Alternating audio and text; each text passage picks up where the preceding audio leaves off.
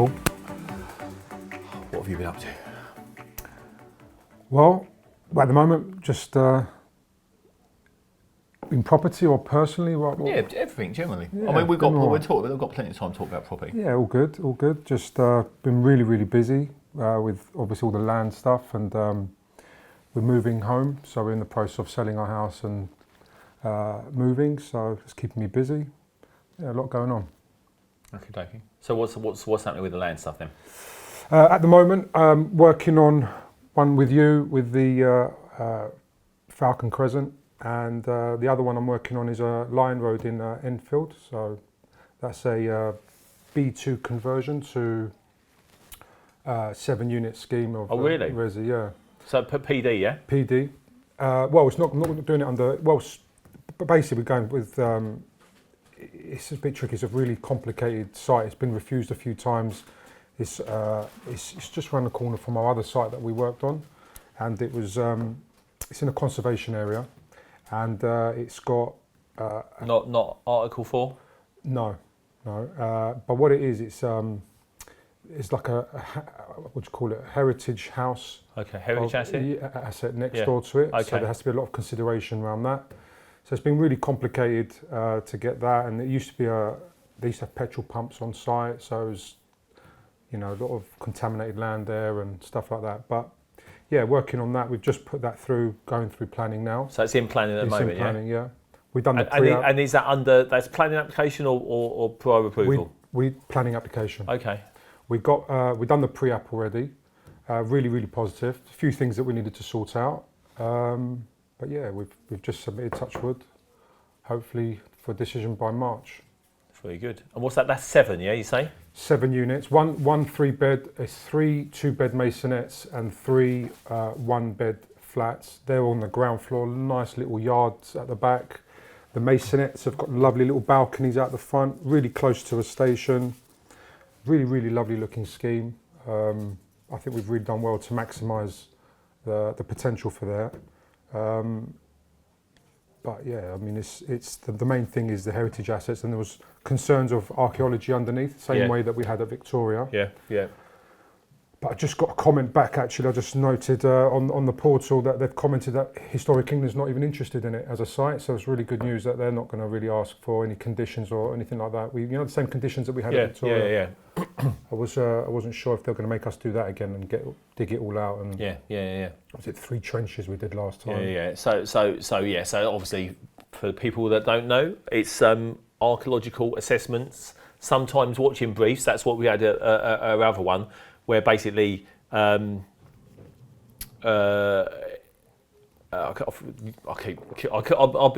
so used to calling them English heritage. They've not been English heritage for ages. Historic England got involved and wanted to basically come and do what they call a watching brief. So keeping an eye on things when we were digging the trenches, just to make sure we didn't discover anything interesting. So that was on our other one. But and this is just around the corner from there. Yeah. And I suspect they wanted to expand their database of research, which is what they do. Yeah.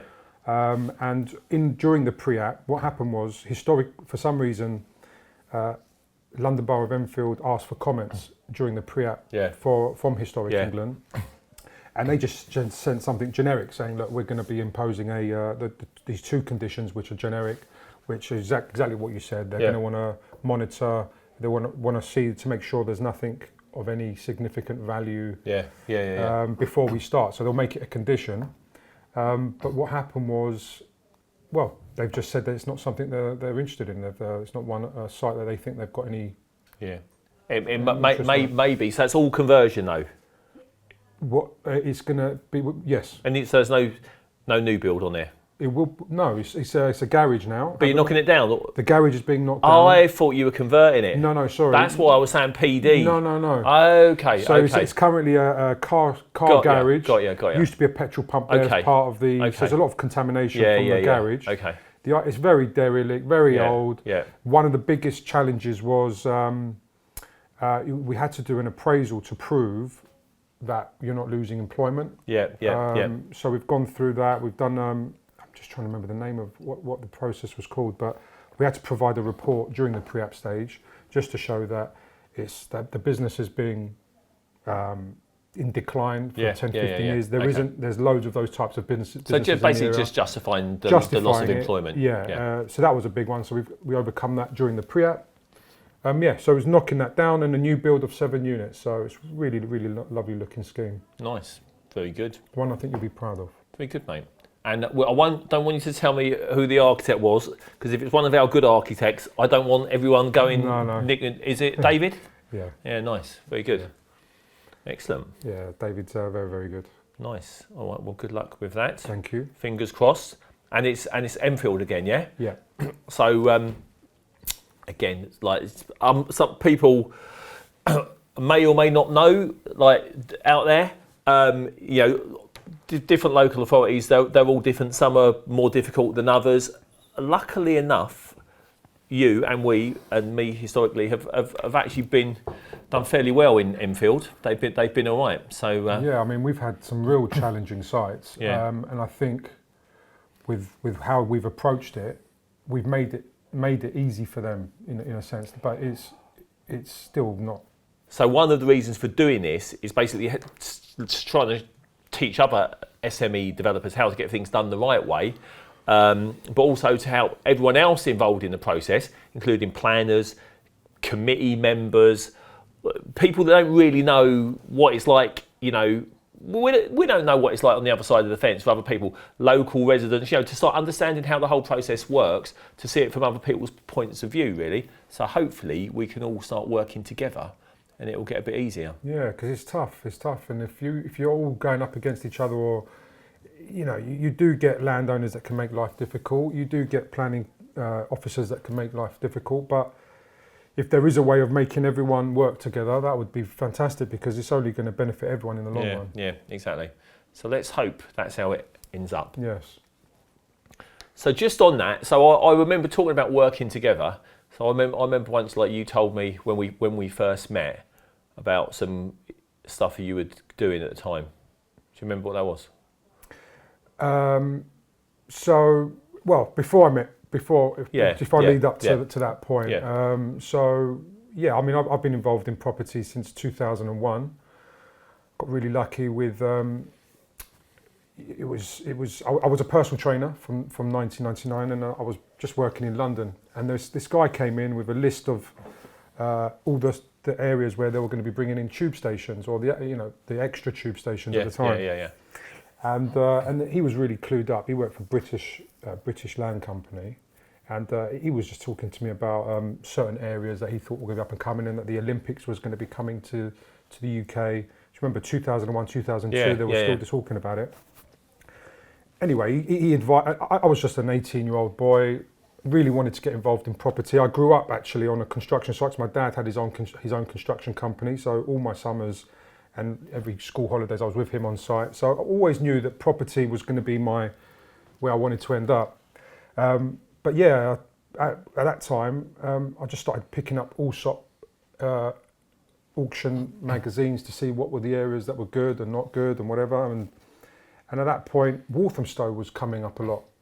And so that's how I basically got started. So my dad gave me £15,000 at the time, and I used that £15,000 to buy my first property there. It was a 3-bedroom.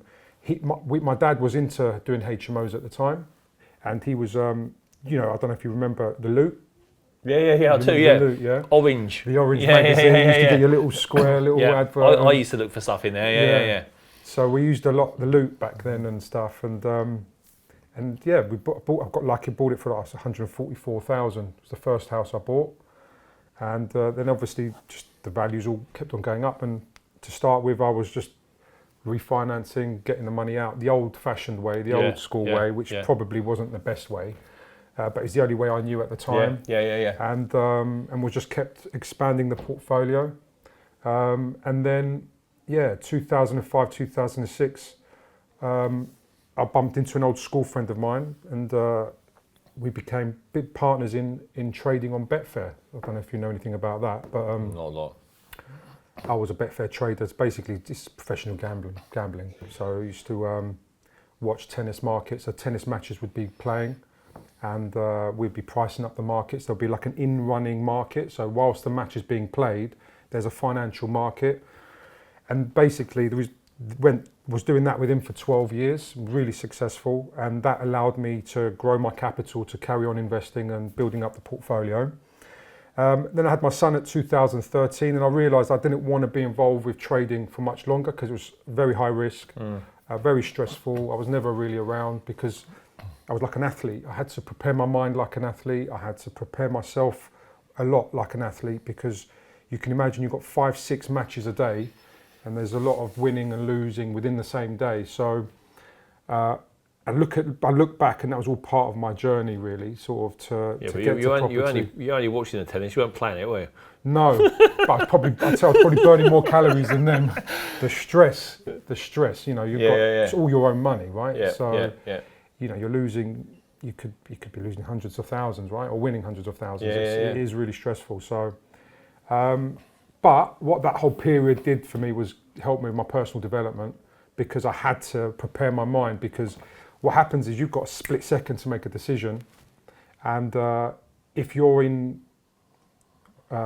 scarcity, for example, or your mind isn't wired correctly or thinking correctly, in that split second you could be making a decision based on some pre-programming upbringing thing that you picked up from your parents or whatever, and making the wrong decisions out of fear, right? So you have to rewire myself with all of that, and that's why I thought it was always a luxury. So when I got into property, I found it quite luxury, because you've got time to make decisions. There's different stresses now, I know that it's still very stressful, but the one thing you do have is you've got time to sit and analyse and make the right decisions, or try to make the best decisions. You won't always get them right. So to your question of what I was doing just before we met, so 2015, I took part of a business mentorship. So I knew I wanted to move away from the trading. I knew I wanted to get involved with property. I mean, I'd done some investing at the time, but I just felt that it was too slow and it was taking too long. You know, by the time you get another one, you have to wait for the value to go up and get another one. It just wasn't really a business, really. It was just investing, but it was just too long a process. So I was in search for something new, something that's going to make money, but something that I can make a proper business and be involved with. So in 2015, I started, there was a guy called Wilson Luna, and he was a more of a business mentor, but with a real focus on energy and vibration, and you know, I learned a lot from him. And in terms of this, I don't know if you've heard of a book called The Power versus Force by David Hawkins. Fantastic. Well, in fact, I don't know if you remember. I don't know if you told me quite a few years ago. You recommended it to me, actually. I think I might have even bought it for you, didn't I? I don't think you bought it for me. Not that I remember, but you might have done. I don't know. But anyway, I bought a few of them and I gave them out. Okay. Yeah, it wasn't me. Sure. Okay, you didn't buy me one. Whoever it was. Oh, sorry. Anyway, but I did read it anyway, and it was very good. Well, for me, it's just such an eye opener, and it sort of brings science and spirituality a bit closer together. And so that program, Wilson Luna, was really around vibration and working on ourselves to raise our vibration, so that you're, I suspect, able to open yourself up to receive the better deals, or to receive, you know, successful landowner meetings, or whatever it might be. And it's interesting. I'm going to say something here, actually, because I know, like, a lot of people watching this. It's like, remember, it's for SME developers, it's for bigger developers, it's for everyone involved in land planning and development and helping getting more housing created. And a lot of those people are going to be, I don't know, you know, a bit probably. I'm going to say mainstream. Yeah, who probably thinking like, what's all that weirdo shit about? But it's not, is it? No, it's really not. I think I proved it to myself when I was a trader how important vibration was. I knew a bit about it. I mean, just some real basic stuff like that I'd done up to that point. But that year, 2015, was probably my most successful year, because I was finishing with the trading, and some other things came through, but. I don't think it's unrelated that I was working on myself so much that so just so happened to be one of my best financial years as well, right? So I mean, and since then, I think if you're not working on your vibration, if you're not working on, let's say, your frequency or your energy, you don't stand a chance. well, you're going to go into a landowner meeting. I don't know if you want, I'm probably jumping ahead here, but no, whatever. Yeah. If you're going to go into a landowner meeting and you're in scarcity and you're in a low vibration, your landowner might not know it, but they're going to feel something's not right with you. Yeah. And it's also about being authentic and genuine, of course. But I do so much even to now to try and keep my energy high, my frequency high, and I feel that served me well throughout this whole process. And one of the examples would be, so I'm gonna have to jump forward and come back, but that's sort of, I put that down to, you started the boardroom. We'll come on to that, I'm sure, in a sec. But having that good vibration, I don't know how many people did you have apply for the boardroom at that time? I think there's about 50 applied. Yeah. And you took 7, I think 7, it was. Yeah. So that just shows, I don't think I was that special to stand out that much. There was something that you obviously decided was... Yeah. And I just like things like that. It's just, that's where working on yourself helps a lot. But just before we started, I was looking at other mentors at the time. And it's just, and I remember I stopped trading at the end of 2015. We went to China with Will Saloon, had done like a spiritual retreat. And that was sort of the end of it in Guilin. And yeah, I just got so much out of that. And then I decided, right, that was the moment I said, I'm not going to become a trader. I'm going to move over to something more involved with property. That's where my passion is. That's where I wanted to be involved with. That's where the money is, I thought. And then from 2016, I started looking to see, right, what avenue do I want to go down? I knew that I'd done some flipping and some like conversions and stuff before that during my trading years on a smaller level, like house conversions to flats. And like I said, I was getting houses, converting them to HMOs or bed sits. So I'd had experience. But I wanted more. I wanted something more exciting. I was bored of that. So what I started doing was refinancing deals. So actually around this area, Progressive, the lettings side are actually the ones who manage my portfolio here. So I don't know, for those that don't know, refinancing deals are you buy the property, find a way to get some uplift and split it and refinance it. And usually if you do it right, you get all your seed money out and then you can sort of move on to the next one. So where in the past I was getting all my money and I was just buying something and parking my money there and then, waiting 5-10 years. Now I'd found a solution to buying something, tightening it up a bit, refinancing it, and now being able to take that money and put it into the next one. That's what I was doing sort of for the first year from 2016 and 17. And met some right dodgy property guys or mentors. They call themselves mentors. It's a minefield out there, and I was losing hope. I was feeling like I was going to do the courses that they were providing, and they were just terrible. They were like, I think I'm not going to mention any names, of course, but there's 2 or 3. I mean, I luckily got away with one where they just asking for your money to invest in deals, but thankfully I just managed to get my money back on one of them. But they're really, really, really scary. Really, like how many bad mentor or property programs there are out there. And someone, Peter, his name is Scordelis. I think you know him from some stuff that you've done. He just sent me a link to one of your programs. He said, you've been mentioning you wanted to get something more involved with planning and land, and I said, yeah. And so I come across your initial site finding day, and that's where it all started, really. So, and then done your site finding, and that was amazing. Like obviously land insight and learning. Actually, I can now actually find sites myself, because up to that point for about 1.5 years, I was just banging my head against the wall, going to agents. Agents have got their mates that they're giving all the good stuff to. Agents weren't, give us your name, put your name down. We'll call you when something good comes along. We'll call you, mate. I must have gone into about 50 to 100 agents in loads of different areas. Not once did I get a good deal that was worth pursuing. So I lost 1 year there, really trying to do it that way, which is what everyone was. Go to auctions, go to agents. It's a complete waste of time, and that's why when you were talking about and you were discussing. Go direct to landowners, this is how you're going to do it. that was like music to my ears. I was like, right, I get to bypass the bullshit. Because I like that, mate. Actually, we'll have to we'll trademark that. But it's so true. It's so true. It is, and unless you're pally with some agents, you don't stand a chance for anything good. I'm not saying you ain't going to buy anything, but anything that you're going to make money on substantially, it's become a lot harder.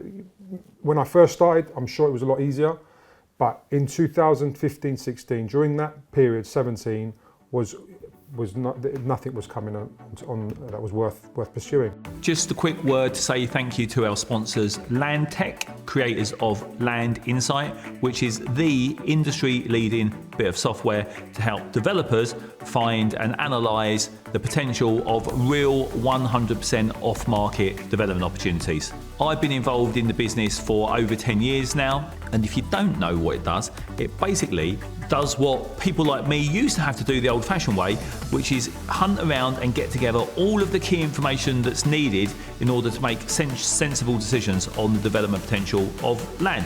So that's planning data, market research, lists of all of the various constraints, environment and agency information, you name it, massive long list of all of the stuff that you need in order to find out who owns land, what policy constraints there might be, and exactly what you may or may not be able to do with it. All of the industry leading developers use it, and also the most clued up smaller ones. So if you're not already using it and you want to trial for yourself, have a look in the show notes. You'll find a link to get a free trial, test it for yourself, see what you think, and hopefully get busy finding real off-market development opportunities. So thanks again to our show sponsors, LandTech, and let's get back to the show.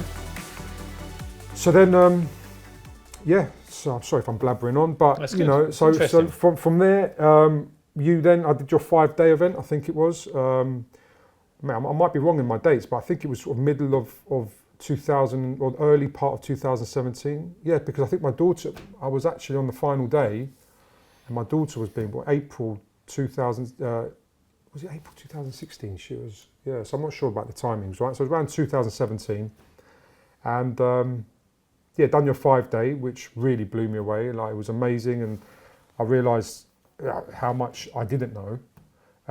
So what it did, it opened my eyes to what I need to now keep learning, and I knew the path. I knew that was the business. This was the business I wanted to be involved with, land and planning,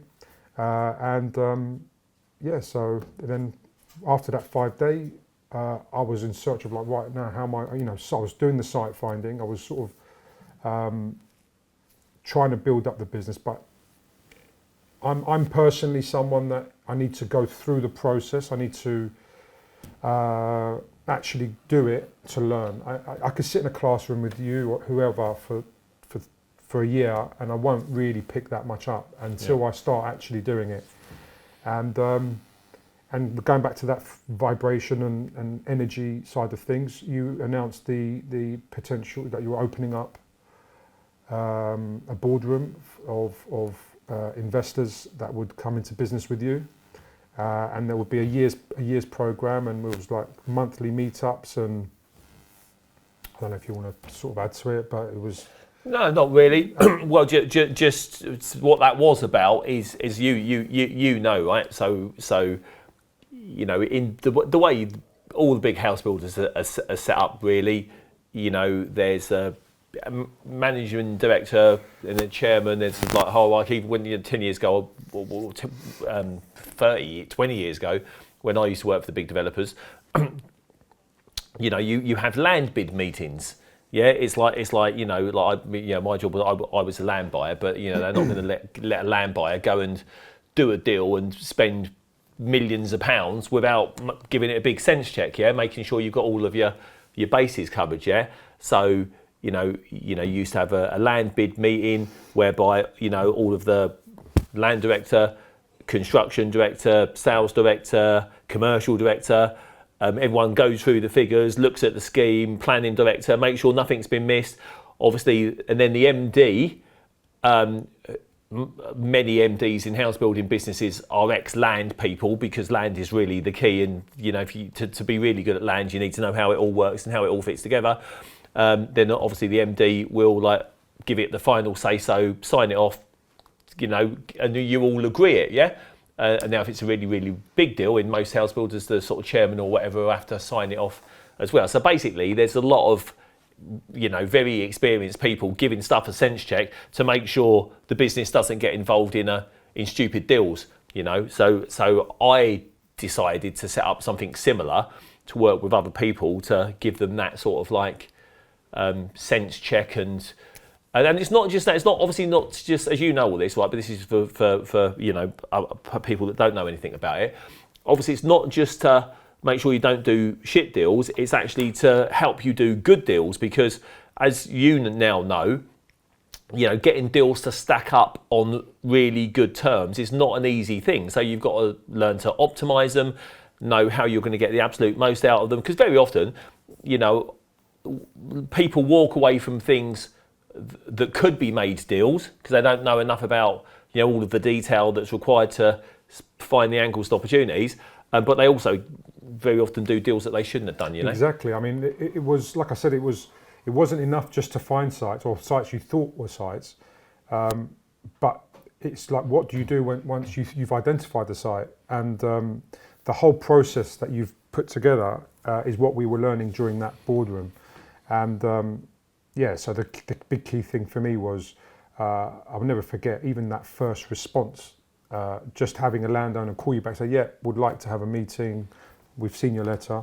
And if it wasn't in setting with the boardroom, it would have been, I'd be like, okay, what now? What do I? So you've basically taught us everything we needed to know from start to finish. And there's so many things. Again, I don't know how much detail you want me to go into, but there's just so many processes that if you don't get it right from the very beginning, you're going to set yourself up to fail in the longer run. So, for example, just I know this sounds really simple, but like letter management. Yeah. If you're writing 300 letters a month and you're getting 10 meetings a week, I mean, I think during that year, I must have done, we identified 1,000 sites, and I probably was doing close to 2 landowner, on average over the year, 2 landowner meetings a week. Now imagine you've got a system of, just like going to did of the frequency of letters, or no, keep that up your sleeve. Don't want to give like the actual detailed. But there's a process that we followed, and that basically, if you haven't got a good system in place, it's almost impossible to. Someone rings you up, you need to know what site it's related to, when did you send the letter, because you don't want your letters to keep going to them after that. Yeah. So there's loads of things like that, and then once you've got the site, how are you going to maximise that site? So you've gone to your landowner meeting, you've created a relationship, you've got a conversation going. Now you need to go away and figure out how you're going to maximise that potential. Again, that would have been another step that I wouldn't have really been able to do. So again, that boardroom really was able to help me learn how to maximise a site, and then obviously come up with a land value. And then it's the next step, going over and negotiating with a landowner, getting them to understand this is the best way for you, this is what's going to maximise the land value for you, and give everyone the best potential in terms of getting it through planning. Because anyone can come and say, right, we'll put a block of 25 stories on there and here's 10 million quid, but are you going to be able to deliver that? And so that was a big learning curve. And I've got to say, actually, and this is a message for the landowners out there, if there's any of those listening to this. One of the biggest problems we face as developers, all developers really, whether you're a big one or sort of a small one, is landowners' unrealistic expectations, isn't it? And dealing with those, because working out what a bit of land is really worth. Not just working it out, you have to come up with the scheme, the design, the clever ideas, the lateral thinking, and deal with all of the constraints to maximise the value. That's, as you know, really not an easy thing to do. So even for us to arrive at a proper, accurate land value is not simple, right? So there's no way a landowner is going to know what their land is really worth. They of course want it to be worth as much as possible. So very often their expectations are based on just some number they've plucked out of thin air, or an agent's given them maybe existing. That's what I'm coming on to. Well, or the big problem, either an agent that doesn't really know what they're on about. Because remember, like, agents don't know how to do what we do. Of course they don't, right? So they're never going to know the right number either. Very often, an agent might give them a big number just to get a foot in the door.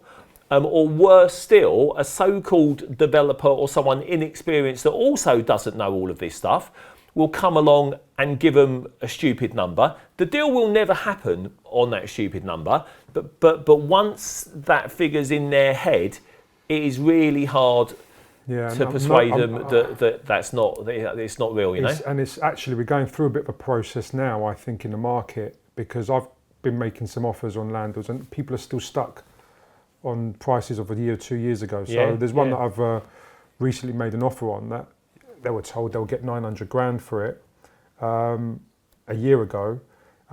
We've come up with a land value of about 700,000, and it's a matter of now leaving that with them. They've now going to market, they're going to agents. They're going to realise that is the best they're going to get. Yeah. Because I think we've got a bit of a unique angle on it, and I don't think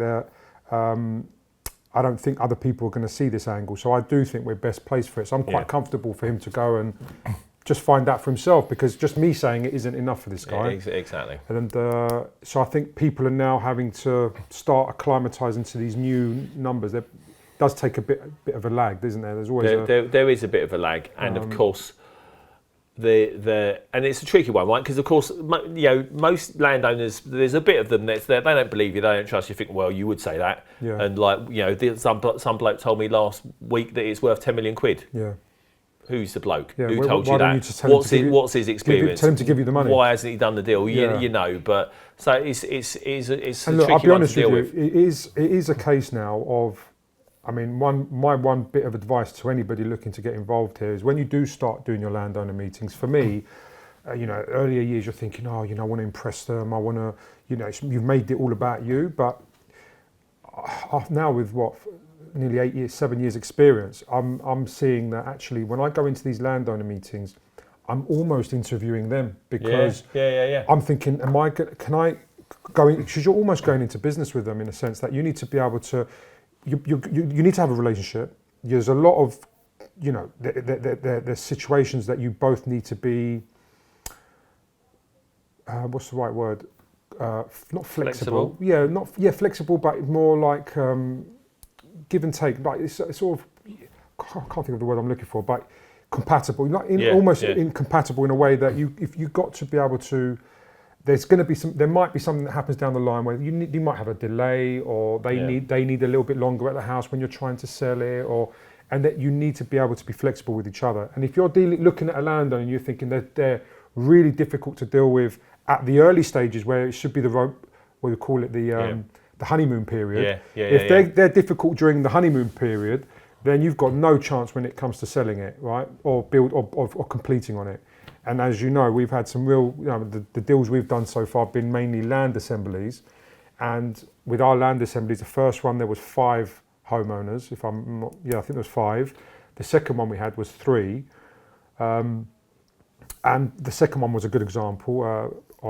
In our 8-unit scheme in North London, and that one, lovely owners. They were brilliant at the beginning, like really up for it, really all was going well, and then something happens. You get planning, and something just happens, and that's now where I'm fearful of landowners in some ways. So that's where I try to think, right, I really want to know what these people are like at the very beginning, and I will not do a deal if I feel that they're being difficult. I mean, listen, everyone wants more. That's not a problem. Yeah. But going back on their word or changing what they're saying, things like that are signs for me of can I trust them? That's my advice would be is you watch them rather than them watching you. Yeah, I think that's good advice, right? Because as we know, finding sites isn't easy, buying sites isn't easy, getting planning isn't easy. So I know for a lot of people there's a temptation, particularly when they don't really know what they're doing and they're not experienced enough, right? To, they get desperate for deals, they get focused on, landowner says, well, it's got to be X, and they offer them X, or try to say, right, it's got, well, hang on, just because the landowner says they want £1 million or 10 million quid, that does not mean the sites. So the worst thing you can do is like give the landowner what they're asking for most of the time, because usually what they're asking for is just totally unrealistic. Yeah, not always, but 90% of the time. So, you know, people got to be really careful about getting sucked into the wrong deals. And the thing is, what you could do, you could kid yourself sometimes, and you know, you manipulate that appraisal just slightly, add a little bit less on the build cost, a little bit more on your GDP. You'll make any site work, you know. Yeah. And I think you've got to be disciplined with your appraisals, Totally. and you know, it's don't listen to too much of when they say. My experience anyway. When a landowner says, "Oh, someone told me it's worth 10 million," I think it's almost irrelevant what they say. It's get your scheme, how you're maximising the land, do your appraisal, and that's the number. And be as honest as you can and detailed as you can with today's market. Totally. Don't be adding in. You don't know what's going to happen. Who knew what was going to happen Last a couple year of and a years. half ago, 2 years ago? What we were going to move into. So. And it's important that you're doing those, and that's where land is great, because, you know, if certain sites I've got now that if I'd bought them at the beginning, I'd have been screwed. All my money would have been parked up. Was having them with the way that you've taught me to purchase them is allowed me to breathe a bit during this difficult period, you know. Yeah. So Yeah. So it's definitely not easy.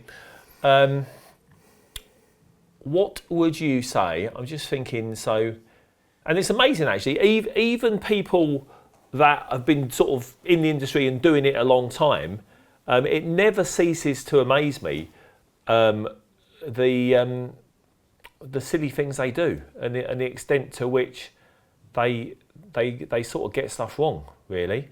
Now, you before we started here, you mentioned something about like consultants, so I think that's worth touching upon, because I do know that there are. So let's come back to landowners, for example. Actually, you know, sometimes now and then you'll get a landowner that's like, "Well, I'll go and get planning myself." It's like, well, good luck with that, mate. Yeah. You know, and I think they think they just have to go and get an architect who's going to sort it all out for them. well, if it was that easy, then architects would just be doing it all themselves, right? So it's not as easy as that, and we are like the link between all the consultants and with the landowner, seeing the potential and then finding the team that is relevant for that site. There is no one team, I don't think, that would be suitable for any site, you know. So it's different areas, horses for courses, different areas, different specialities in what they're good at, and you know, I remember during well, we've been to how many, I don't even know how many, but 10s, 20, 30 professional meetings, interviewing architects, listening to planning consultants. We've gone and seen some right dodgy ones, right? Until we find the ones that we think, right, this is the site, they've got experience in that area, they've got planning. So it's that whole process of identifying the professionals you want to work with. Totally. And the reason, again, just to expand upon that a bit more, because, you know, it's like, you know, I've got excellent consultants and of all sorts, architects, planners, everything else that I've been working with for many, many, many years. So I've got some really, really good ones. But the reason we still sometimes talk to different ones or look for different ones is because they're not all good for a specific thing. You know, like totally like you say, it's horses for courses. You know, different sites, different areas, different times. You know, you need different types of consultants. So, and unfortunately, there's a lot of them that aren't that good. Well, let's take our. I don't know. Am I allowed to name the site or? I'd like to see why not. Bramley. So Bramley Road, that was a site. Just for everyone's sort of information, that was a land assembly. We initially were going to try and get 8 landowners on board, and it was going to be a 65-unit scheme. It's right near the station. And if you remember, we spent 6 months going to landowner meetings, sitting, talking. We got 7 of them verbally agreed, 1 or 2 signed up. Yeah. And then right at the last hurdle, that number 8, which was the all-important one, changed their mind and didn't want to do the deal for what the reasons were. And so we had an architect that was great for those 3 blocks, you know. Yeah. But now we needed to revisit that, because I could see that there was definitely some potential there, because there was still something left over. Yeah. but not the initial. So we had to basically divert from the initial plan. And so the architects that we used, we're talking about Horses for Courses, was great for those 3 blocks. Yeah. The minute we asked them to come up with something quite quirky, unique, it's going to be tight, and you're going to have to create houses that might not be like normal houses, or they were terrible. So, and we went through, I don't know if you remember, there were 1, 2, 3 architects before we found, and that done schemes, and we were just, no, there's something more, this isn't right, and we weren't happy with what they were coming up with. Until we found the scheme that we thought, right, this is the one. And on that site as well, even the planning consultant, if you remember, we went and met one, and we weren't really feeling her. Like, even though she had loads of experience, we weren't really feeling what she was saying. And then we went with another planning consultant that was more in line with the architect, with the scheme. So you know, same area, but the architects had to change just because of the scheme and what it took to design something. So. It takes a lot to choose the right So I think it's important to that people know just how like nuanced every little aspect of development it is. Now, you know, obviously development and a lot of property developers get a bad rap, quite rightly, some of them, because there are a lot out there that don't know what they're doing. They do everything the wrong way. They build shite. It's everything that's wrong about development, and that's one of the things, you know, I want to stop as well.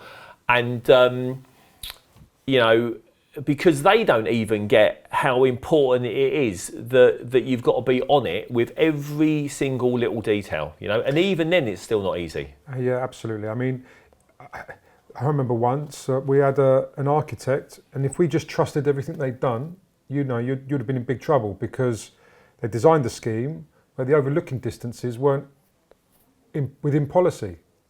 They'd never done anything in Enfield, but in, was it Croydon, I think they were specialised in those areas. That overlooking distance was acceptable. So again, you do need to have a base knowledge. You need to be able to double check certain things, and you can't just leave them to it and think that they're going to deliver it. You have to drive it. I think that's an important thing for people to understand, because like coming back to, like, you know, if a landowner ever thought, well, I'll just go and get an architect, right? You know, honestly, there is so much, you know, so many consultants, so much coordination, so much detail, even coming up with the initial brief, the right size of units, the type of units, the mix of units. You know, once you start getting into affordable housing and calculating that, then, you know, it gets 10 times more complicated.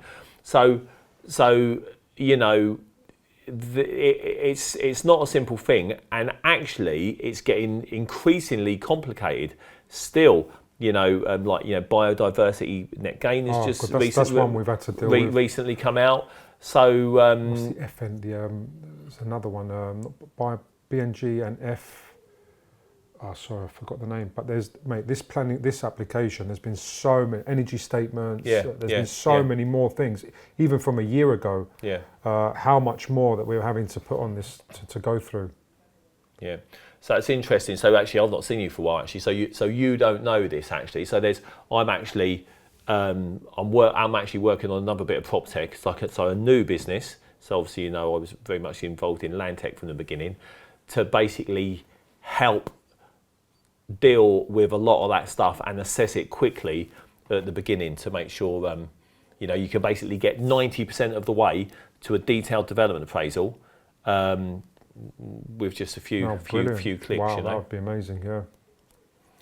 So it's all work in progress. Good luck. That sounds really interesting. So anyway, so what's personal life, mate? What's been happening? What else you into? Yeah, I've been actually, I've stumbled. It's funny you ask. I've stumbled across this. I don't know if you follow, you know, like inflammation in your body. Yeah. So up until, I don't know, about a year ago, I'd have knee injury, or my neck would hurt, or my hip would hurt. I'd go football, I'd last 5 minutes, my hamstrings would hurt. I was just thinking, why am I so injured? My body's... And then I sort of started to look into like whole inflammation, and it doesn't really matter the body part. If you've got inflammation in your body, it's the start of all diseases, and you know, you'll get injured all the time if you're highly inflamed. Yeah. So yeah, I just went on a bit of a journey. I bought a hydrogenated water from Tyant. I don't know if you may or may not know about it, but this system basically produces hydrogen water, right, which is mainly to help with inflammation. And then I recently started from a personal, we're talking about personal sort of stuff, right? So I went into this place in North London that's just opened up, VHR. They've got oxygen chambers, they've got cryotherapy. I don't know if you know I witnessed something the other day actually. Red light therapy, all these little things I'm just trying out now, and I'm really, really feeling a huge benefit from it. Yeah, especially the cryotherapy. Like, almost feel like I've done some drugs when I've walked out. Really? Yeah. It's I go a couple of times a week. It's in a room. You've got this chamber. You go in, and the machine basically has to take your. Is it one of the ones where you go whole body in or your head out? Whole body. Yeah. Well, head okay, up. yeah. And fan speeds of about minus 130 degrees Celsius, yeah?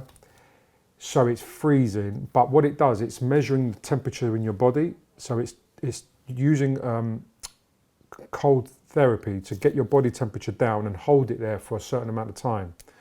Now, I started on a really low level, and I was like nearly passed out from the shock, and now I've been building it up. I'm at middle level. I think next week I'll probably start going on the highest level, because your body gets used to regulate itself, gets used to it.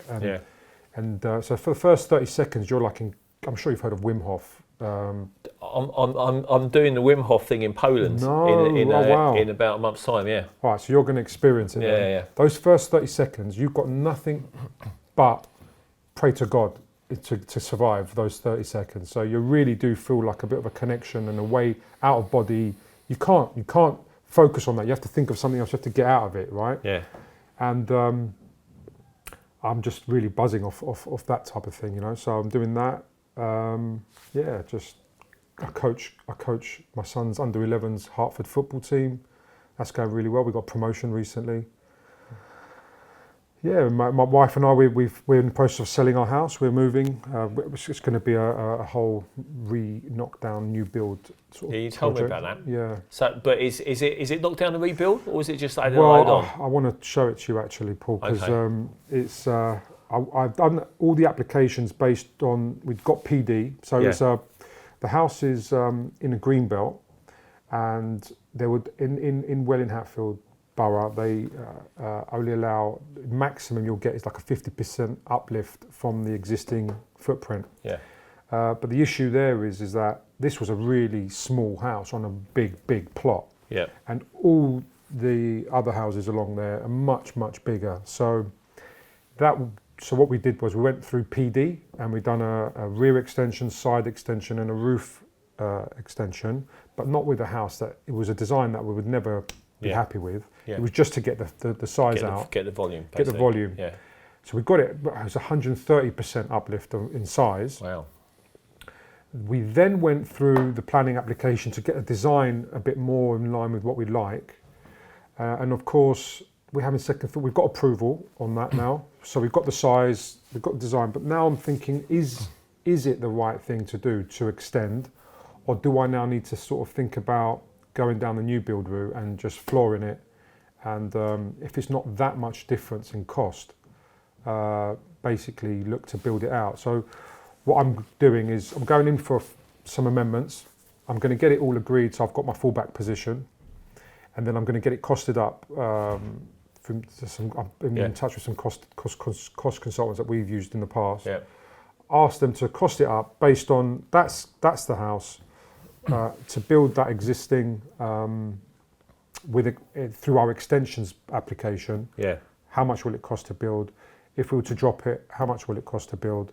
And then make a decision at that point. If it's a massive difference in cost, then I'm going to continue as planned. If it's not, it's a big job, right? And if it's similar, how many square feet in total? 3,500. 3,500. If it's something similar in cost, then I will, because we're in the process of selling our house, so then we'll just rent for a year, and I'll just do another application, but as a new build application, and then just delay and then work towards that. So I'm trying to make that decision on, do I want to go down the new build route, which ideally would be a lot better because it'd be insulated better. You know, the foundations are going to be all done properly.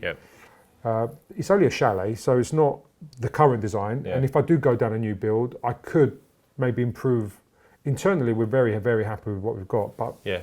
the fascia's not great with the design that we have now. So yeah, that's basically what we're working on. I'll be very interested to see the numbers actually, I'll share because them to with see you. how they compare. Because, as you know, I know particularly when people are starting out in development and stuff like that, they think like, oh, refurb's easier, and they get a bit scared of new builds and stuff like that. Refurb's very often not easier, and also very often not cheaper, depending on how much chopping about you've got a bit. So I remember seeing your drawings a long time ago, and there's a lot of sort of messing around. Well, to be honest with you, there will only be 2 external walls that remain. Yeah.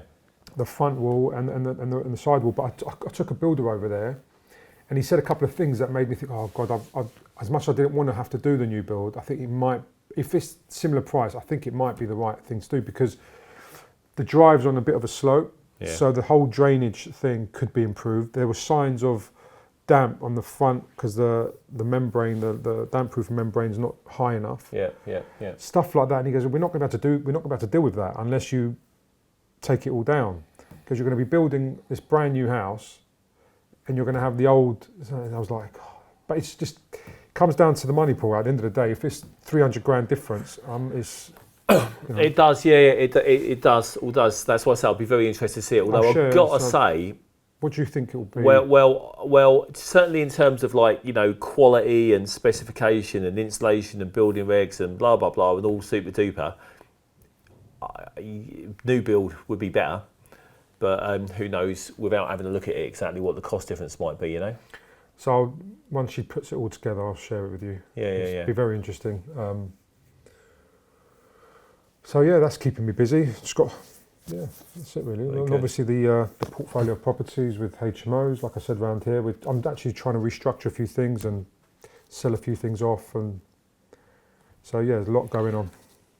This is a final interesting little thing to finish up on, maybe. So obviously you sort of started out in investment, HMOs and things like that. Obviously now you're into development. Have you thought about keeping any of the stuff you tie up? Yeah, look, I mean, the one I'm working on now would be a really good one to build and keep, because it's right near the station. It's not in a extremely high value pound per square foot area, so it might work out better to refinance it and take the funds out that way. But I see. I mean, we'll see what happens. It's difficult. It's just all about timing, cash flow, and I'd love to keep more, but the stuff I've got here in Peterborough is I'm looking to sort of offload it just because of the distance. It's just I'm an hour and a half away. So although I've got really good company managing it all here, there's other opportunities I think I could do better with the funds there to, like on some of our deals really. So that'll be. As I'm getting older, if I'm honest with you, when I was younger, I had a dream of owning a portfolio of 100, 200 properties. I couldn't think of anything worse, to be honest with you, right now. It's just so much headache all the time, especially regulation and the refinancing things all the time, and even though I've got management companies that manage the properties, I'm always getting phone calls. We need this repair. I have to sign everything off daily. It's a headache, and. Personally, I'd love to just keep a bit so I can hand to my children, but after that, I want peace of life. I'm still very young, don't get me wrong, but it's not as appealing as it once was. Being this big landlord isn't as sexy as it used to be. I'd rather be free. I quite feel liberated actually. Now I'm going to be looking to go into rental whilst we're working on this house. I can go and live anywhere I want. I can move and live in any house I want, You could live in a caravan, mate. Why not? Why not? So, yeah, I have been thinking about moving to Cyprus, but my wife won't do it, so that's out the window. So I'm stuck here with you. It's the best place, mate. So one final thing. So obviously, in terms of rental stuff and even buying stuff and selling stuff, there is big housing problem in this country. What would you do if you were the housing minister? What would you do? Well, I'd stop making landlords out to be the enemy, because we're really not. Like, obviously we get involved with properties like this if we're talking, it depends which hat you want me to wear. If you want me to wear my HMO hat or my land developer hat. I'm going to ask you about that one next. Okay, so for my HMO hat is where I provide homes for over 100 people. Okay, so that is a big reward for me in the sense of, like, I know that I'm a good person and I'll make sure that the houses are really well maintained. If they're calling out at 8 o'clock at night and my agent doesn't have someone in place to go, and there's loads of things like the boiler might stop working or they can't get into a house. There's so much stress that comes involved with the landowner. If it's not profitable for us, just to be able to not only make ends meet but make some money out of it, then why would we want to stay in it? And all that's going to happen is, with what's happened with Section 24, with the whole mortgage relief, you understand what? Yeah. Not only being able to get 20%, whereas someone else who's doing exactly the same thing as you, just because they've got it under a company structure, they get 100%. That's telling me that they're trying to move in a direction of corporate letting and management. They want to get rid of the little landlord, and I feel it. I do feel it, because it's that makes especially now the interest rates have gone up. You're not making ends meet. There's some houses where each month I'm having to put money in to help. Now that mortgages have been renewed, we're having to put money in. So it's like, how long can you survive? You're forced to sell. And I think then it's only going to increase the rent that people are paying, because, like, even me now, I've noticed in the HMO market, rents have gone up about 20-25% in the last year, especially North London, where I've got some stuff as well. It's and I'll put an advert out on a Monday. I'll have 8 people wanting to see it on a Tuesday. They just can't get supply. There is no supply. The people are giving, because I don't know, there was a big boom of rent to rent up until, well, I don't know if it's still around, but I don't think it makes any viable sense to do that anymore. But rent to rent, there was a massive influx of rooms in the market. So, I used to put an advert out. It would take me 1 or 2 weeks to find someone to rent because there's so much supply. But they've all been wiped out.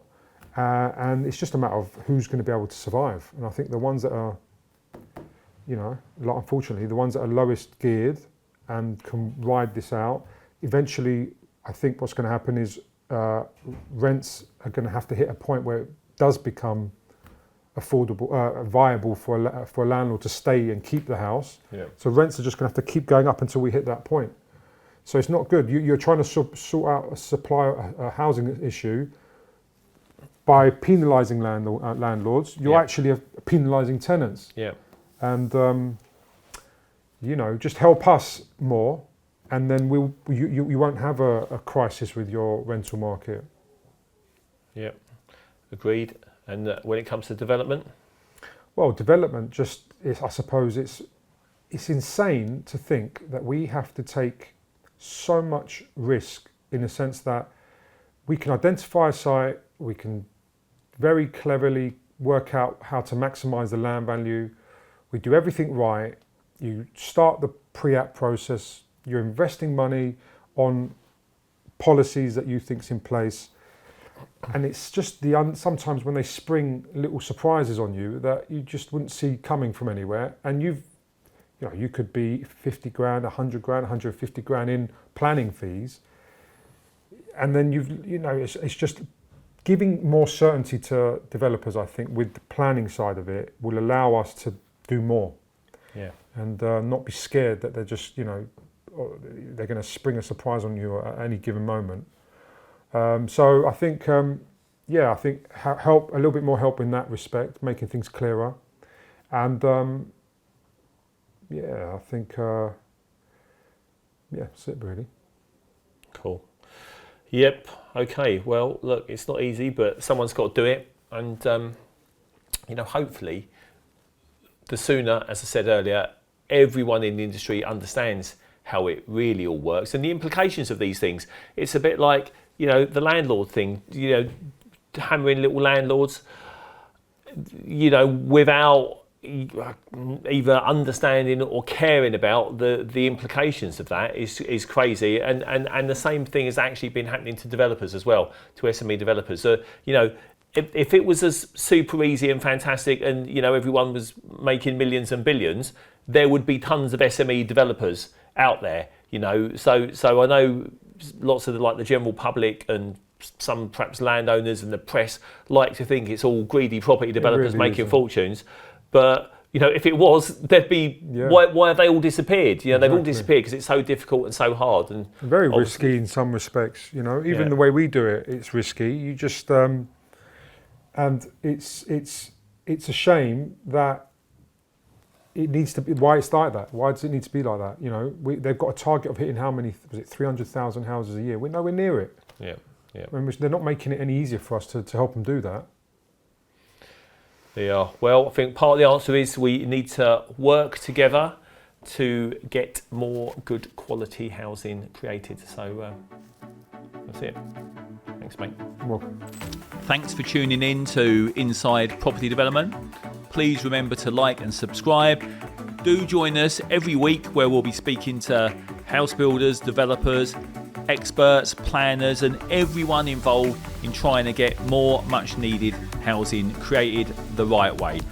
We'll learn together how we can collaborate rather than fight, and by working together we can all help create better places, spaces and homes and a much more beautiful world.